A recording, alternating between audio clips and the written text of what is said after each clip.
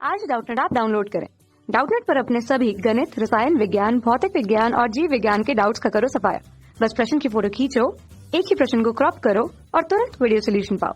अभी डाउनलोड करें। नमस्कार दोस्तों, स्वागत करता हूं आप सभी का। आपका प्रश्न है, आप कैसे प्राप्त करेंगे। इसमें दो प्रश्न हमें दिए हैं।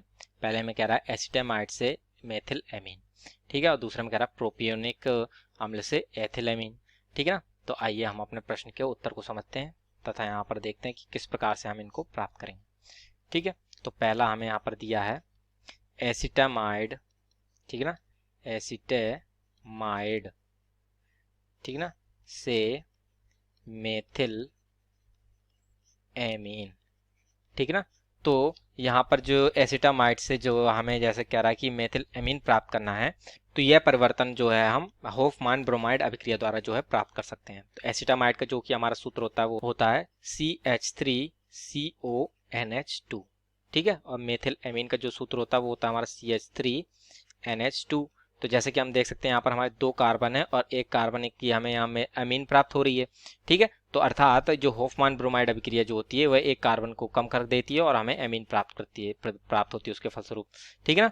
तो अब हम क्या करते हैं इसमें कि एसिटामाइड की अभिक्रिया ब्रोमीन तथा कास्टिक पोटास से कराने पर हमें मेथिल एमीन प्राप्त होती है, ठीक है। तो इसके रासायनिक समीकरण हम देख लेते हैं। तो CH3CONH2, ठीक है, ये एसिटामाइड की अभिक्रिया हमने ब्रोमीन तथा कास्टिक पोटास के साथ कराई, यानी कि KOH के साथ कराई। तो इसके फलस्वरूप हमें यहाँ पर मेथिलेमीन यानी कि CH3NH2 प्राप्त होगा, प्लस ये CH3 और NH2 ये प्राप्त हुआ, ठीक है ना। अब ये हमारे यहाँ पर जो है CO बचा। तो अब यहाँ पर जो है अगला हमें उत्पाद यहाँ पर मेथिलेमीन के बाद K2CO3 प्राप्त होता है, प्लस पोटेशियम ब्रोमाइड यानी KBr प्लस H2O प्राप्त होता है, ठीक है। तो इस प्रकार से हमें प्राप्त हुआ। तो यहाँ पर हम देख सकते हैं जो CO बचा था ये हमारा पोटेशियम के साथ अभिक्रिया करता है, ठीक है, और यहाँ पर वो पोटेशियम कार्बोनेट बनाता है, ठीक है। और यहाँ पर जब अभिक्रिया को संतुलित कर लेते हैं हम, तो यहाँ पर 4KOH भाग लेते हैं, ठीक है, जिसके फलस्वरूप हमें यहाँ पर 2KBr प्राप्त होगा और यहाँ पर 2H2O प्राप्त होगा, ठीक है। तो इस प्रकार से जो है ये हमें यहाँ पर मेथिल एमीन प्राप्त होती है और ये जो हमारी अभिक्रिया है ये होफमान ब्रोमाइड अभिक्रिया कहलाती है, ठीक है ना। तो ये हमारे पहले भाग का उत्तर जो है पूर्ण हो गया पहले, ठीक है। और दूसरे भाग में हमसे क्या कह रहा है, प्रोपियोनिक अम्ल से एथिल एमीन। तो ये भी जैसा कि देख सकते हैं एक कार्बन इसमें भी कम हो रहा है, ठीक है। तो इस अभिक्रिया को जो है हम यहाँ पर श्मिट अभिक्रिया का प्रयोग करते हुए करेंगे, ठीक है ना। तो प्रोपियोनिक अम्ल से, ठीक है ना, प्रोपियोनिक अम्ल से एथिल एमीन, ठीक है।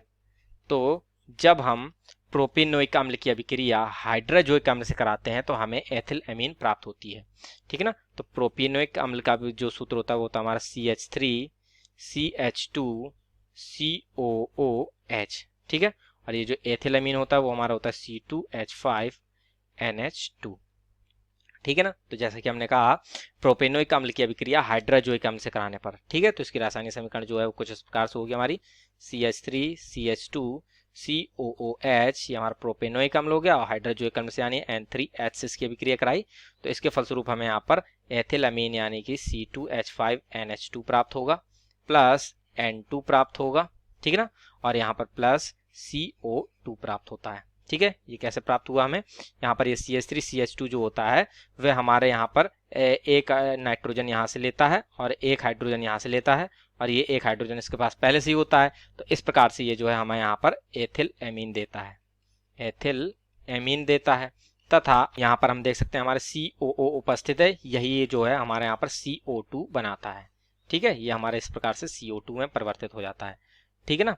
तो अब ये दो नाइट्रोजन यहाँ पे बचते हैं जो कि आपस में संयोग करके N2 बनाकर निकल जाते हैं, ठीक है। तो इस प्रकार से जो है ये हमारा प्रोपियोनिक, ठीक है ना, प्रोपियोनिक अम्ल से हमें यहाँ पर एथिल एमीन प्राप्त हो जाती है और ये हमारा होता है हाइड्रोजोइक अम्ल, ठीक है। और ये जो हमारी अभिक्रिया होती है वह श्मिट अभिक्रिया कहलाती है, ठीक है। तो इस प्रकार से जो है ये हमारे प्रश्न के दोनों भागों को उत्तर पूर्ण होते हैं, ठीक है ना। आशा करता हूँ आप सभी को उत्तर समझ में आया होगा। धन्यवाद। कक्षा 6 से 12वीं से लेकर नीट, IIT, JEE वो एडवांस के लेवल तक 1 करोड़ से ज्यादा छात्रों का भरोसा। आज ही डाउनलोड करें डाउटनेट ऐप या व्हाट्सएप करें अपने सारे डाउट्स 8400 400 400 पर।